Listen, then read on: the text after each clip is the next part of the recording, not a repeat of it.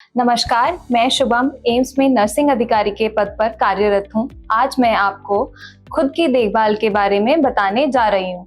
स्वयं की देखभाल करना हमारे जीवन शैली का एक अहम हिस्सा है, जो कि हमें खुश और स्वस्थ रखता है, जो कि हमारे तन और शरीर दोनों के बीच में एक बेहतर तालमेल बनाए रखता है।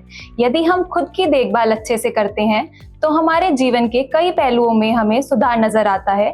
इसमें है हमारा शारीरिक रूप, भावनात्मक रूप, आध्यात्मिक रूप और मानसिक रूप। वैसे तो सेल्फ केयर करना हर एक व्यक्ति का अपना एक निजी प्रयास है। इसे कब और कैसे करना है, इसके लिए कोई नियम भी लागू नहीं है। हम अपने काम को लेकर काफी पर्टिकुलर होते हैं, परंतु जब हमारे खुद के समय की बात आती है तो हमें ये टाइम वेस्ट लगता है। तो हमें इस चीज में थोड़ा सा सेल्फिश होकर अपने बारे में सोचना चाहिए और खुद के लिए समय निकालना चाहिए। यदि हम खुद के लिए ही समय नहीं निकालेंगे तो हम दूसरों की देखभाल कैसे रख पाएंगे। पहले हम खुद की देखभाल करेंगे, तभी तो हम दूसरों की देखभाल कर पाएंगे। तो हम जानेंगे हम सेल्फ केयर हम किन किन तरीकों से रख सकते हैं। पहले हम जानेंगे शारीरिक रूप से हम अपनी देखभाल कैसे रख सकते हैं।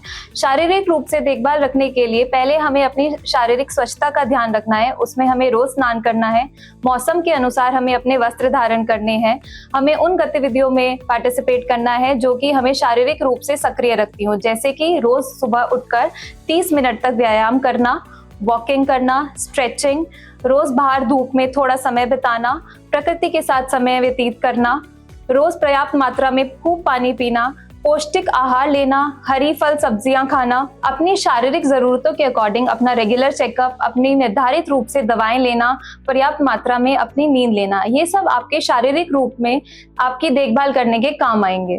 अब हम अगला देखते हैं अपनी मानसिक और भावनात्मक रूप से कैसे देखभाल की जा सकती है। जैसा आप सोचते हैं यही सारी चीजें आपके दिमाग को प्रभावित करती हैं, जिसमें आपका क्रोध, निंदा, उदासी, इन सब से निपटने के लिए आपके मानसिक और भावनात्मक रूप से खुद की देखभाल करना क्यों आवश्यक है और आप इन सब चीजों के देखभाल के लिए क्या क्या चीजें कर सकते हैं। अपने विचारों पर नजर रखिए, आपके विचार किस तरीके से आ रहे हैं।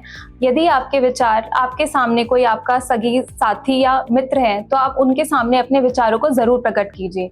इन केस आपके पास कोई ऐसा व्यक्ति नहीं है जिसके सामने आप अपने विचार प्रकट कर सकते हैं, तो आप अपने विचारों को किसी नोटबुक में लिख लीजिए और उन पर नजर रखिए, ध्यान लगाइए, अच्छी पुस्तकें पढ़िए, आभार व्यक्त करना सीखिए। छोटी छोटी चीजों का जिंदगी में आभार व्यक्त कीजिए।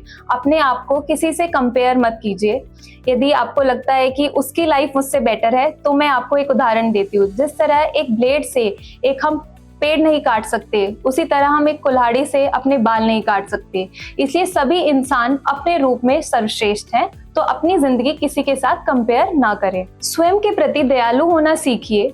उन सब छोटी छोटी चीजों को ना कहना सीखिए जिसमें आप असहज महसूस करते हो।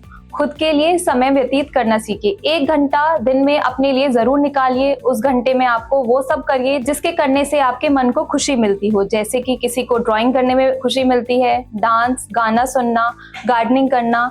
ये सब अपने मनोरंजन के हिसाब से, अपनी हॉबीज के हिसाब से आपको 1 घंटे का समय अपने लिए जरूर निकालना है। तीसरा आता है हमारा सोशल सेल्फ केयर। सामाजिक संबंधों को बनाए रखने और सामाजिक अपनी पहचान विकसित करने के लिए, खुद की भलाई के लिए खुद की देखभाल कैसे करें, इसमें क्या क्या चीजें आ सकती हैं, हम कैसे अपनी सामाजिक देखभाल रख सकते हैं। सबसे पहले सामाजिक कार्यों में हिस्सा लें। अपने किसी निजी मित्र या संबंधी को कॉल करें, उनसे मिलने का प्लान करें। किसी से आपको मदद की जरूरत है तो उनसे मदद मांगे, हिचकिचाएं ना। सकारात्मक लोगों को अपने जीवन का हिस्सा बनाए रखें, अपनी सीमा बनाए रखें। आध्यात्मिक रूप से हम अपनी देखभाल कैसे रख सकते हैं। सबसे पहले हमें प्रार्थना करें, धार्मिक कार्यों में हिस्सा लें, धार्मिक पुस्तकें पढ़ें, ध्यान का आनंद लें। मुझे उम्मीद है इन सब छोटी छोटी चीजों से आपकी जिंदगी बेहतर होगी और आप खुद की देखभाल जरूर करेंगे।